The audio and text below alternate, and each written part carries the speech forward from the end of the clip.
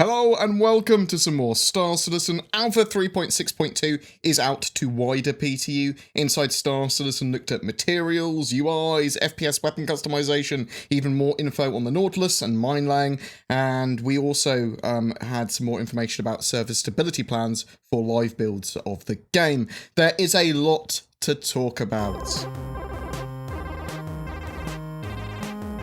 So Alpha 3.6.2D PTU is now out to Wave 2, meaning that more backers beyond Evocati subs and Concierge are invited to participate, though this is based on how active you've been on the issue council and your general play time. The next phase will be open PTU before the patch goes then out to live. 3.6.2 contains the 890 jump, which is its focus, as well as a couple of general gameplay fixes. Ship rentals still seem to be AFK from the 3.6 branch, but I am still holding hope, though it looks much more likely that it's going to be as part of 3.7 now. There is later on today a Pillar Talk episode which might have a bit more information about what's going on with that. Inside Star Citizen, a little bit of a summary here. Recently a materials review looked at over 400 materials that will be used across the game, from clothing to weapons to shipped materials, all that sort of jazz. They also took the opportunity to begin streamlining their tech for materials into a more systemic system so they can more easily create new and blend materials together.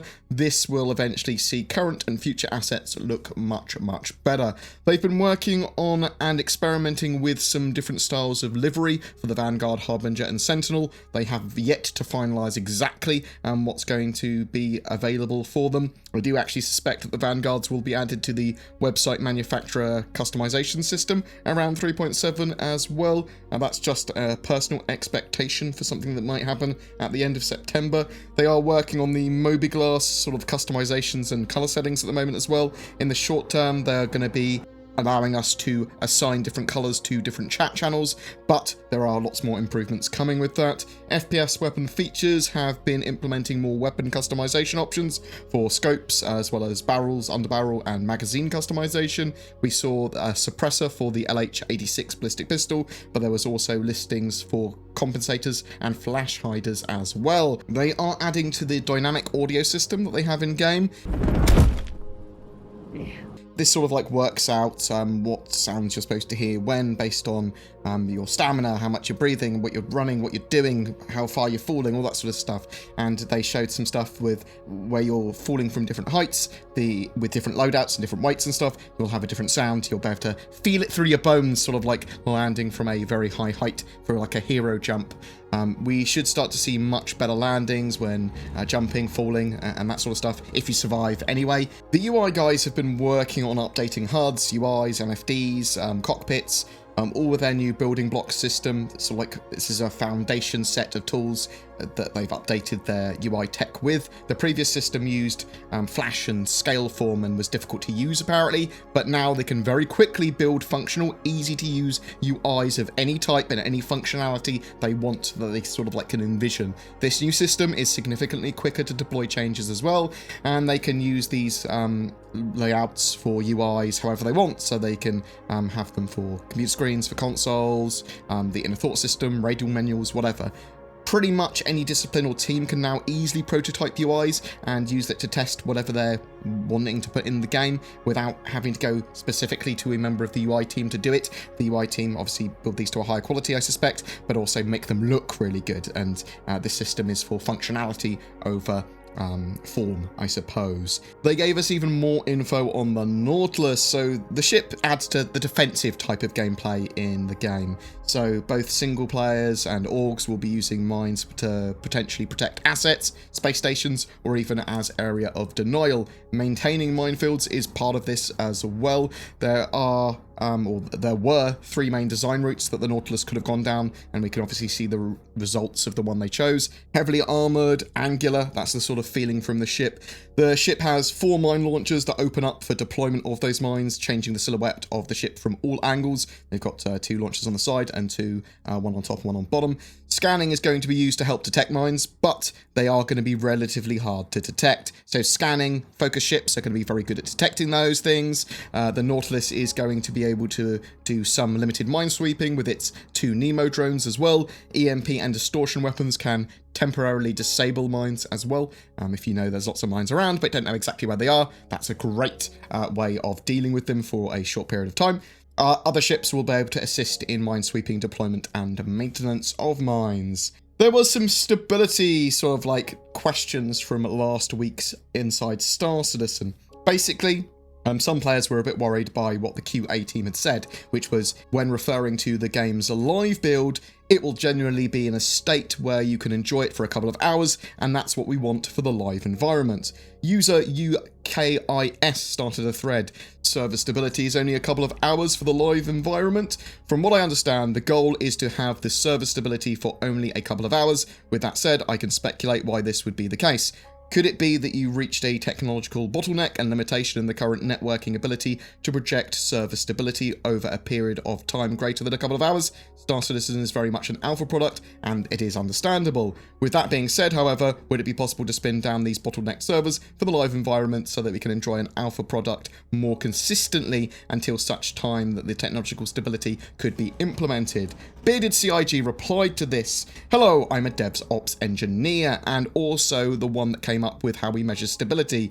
We define stability to be related to issues that cause sudden interruptions to the play experience, so server crashes, client crashes, and disconnections. What we do is measure how likely players are to run into one of these stability issues and use that as a gauge to decide if we need to do more stability work or if programmers and engineers can shift focus to working on other areas prior to releasing the build. For example, the current 3.6.1 build, the game servers had an average uptime of 12.5 hours before they encountered a server crash. Granted, that is an average, so some will happen sooner or later than that.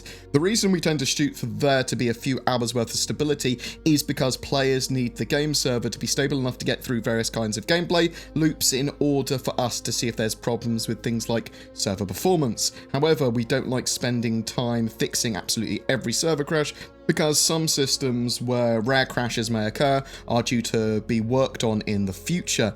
In cases like that, we'd be spending a lot of useful programming time fixing a rare issue that would go away in future releases anyway. I'm going to assume that with regards to bottlenecking game servers, we're referring to performance issues. Server stability and server performance are two different areas. They're definitely related in that we initially focus on fixing stability issues because that allows the game server to run long enough for us to be able to identify performance issues. They also run into the same problems when trying to fix issues. Addressing performance and stability issues is an iterative process because oftentimes there will be a few issues that contribute to a majority of the problem, and until those issues are fixed and addressed, there isn't always a good way to know what the next issue is going to be. The area that's been a big focus for us for server performance has been what is referred to as server-side object container streaming. Given that I'm a DevOps engineer rather than a programmer, that isn't an area that I'd be an authority on, and he's linked a Star Citizen video, one of the older from September last year, Reverse the Verses, on specifically server-side object container streaming and object container streaming. With regards to if bottlenecked game servers can be turned off, we do something similar. What we end up doing is restarting game servers that are suffering, but that's only a temporary solution and the problem will eventually come back. In a server environment where the game servers are being hosted in a cloud infrastructure and the game servers are created and destroyed based on fluctuating player population, how long do they need to run? Like any game, we typically have a 24-hour peak and a valley for our population because people need to work or sleep. Given that we're using AWS, the Amazon Web Services cloud, to host these game servers, we don't keep them up all the time. So in situations where the game servers can run more than 24 hours without crashing, there starts to be diminishing returns with regards to how effective stability fixes are at improving player experiences. Rather than focusing on average uptime, once the game gets to a state that we consider it stable, we focus on areas of high importance by identifying which issues relative to how quickly they occur and how many players it affects. This is important because using averages causes gameplay that is more frequently to be the most stable, and in turn there may end up being other areas of gameplay which are played less that end up being unstable. That was a lot of information from Bearded CIG, and I'm happy that he took the time to actually respond to that. I'll link the original thread there because he is talking to a variety of people on there. I also wanted to note that server stability and performance can cause issues with AI, NPCs, the mobiGlass performance, and more.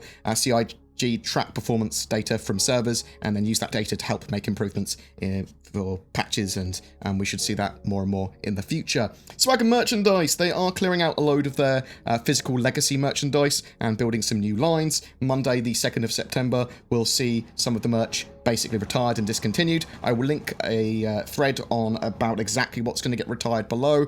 There is some new Aegis merchandise as well that's just been released with the Nautilus and just unveiled, so check that out if you're interested. The only thing that I was desperately interested in getting from the swag that's going to be retired, though, was the hardbook copy of Jump Point Volume 3, and that's actually something I want. The rates for getting it shipping, though, is more than the actual book is on Subscriber, which is horrendous. It's like $35 shipping to the UK. Horrendous pricing. Anyway, what do you think? Do you have any questions about what we talked about in today's sort of like Star Citizen news summary of Inside Star Citizen? Are you excited by minelaying and the Nautilus? Are you really looking forward to 3.7? Do you think there's going to be a lot of 3.7 features that are going to get pushed back potentially? Or do you think we'll see some good progress in today's Pillar Talk? Whatever your thoughts, I'd love to hear from you in the comments below. Every month we have a giveaway. For August, we are giving away a Drake Corsair bundled with an 8-inch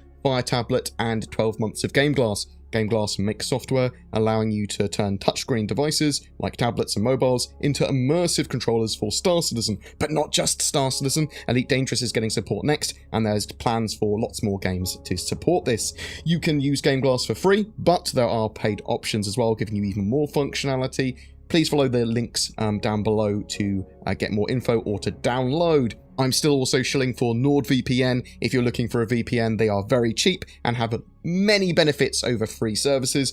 They help protect you and your privacy online, but it also makes it easier to access various websites as well. And there's Shadow 2, giving you remote access to a Windows 10 gaming PC of your very own so that you can effectively turn any appropriate device, your smartphone, a computer, a laptop, whatever, into this much more beefy machine. Subscription cloud services, in my opinion, are the way forward, and for some are going to be very appealing instead of sort of maintaining their own PC. For all of those, please follow the links below or use the code BoredGamer to get a discount. A massive thank you for watching. Please consider liking and sharing this content as well as pressing the bell icon to get informed when a video goes live. Consider Patreon or becoming a YouTube member too if you'd like to further support the channel. Thanks for watching, guys. Please take care, and I'll see you in the verse.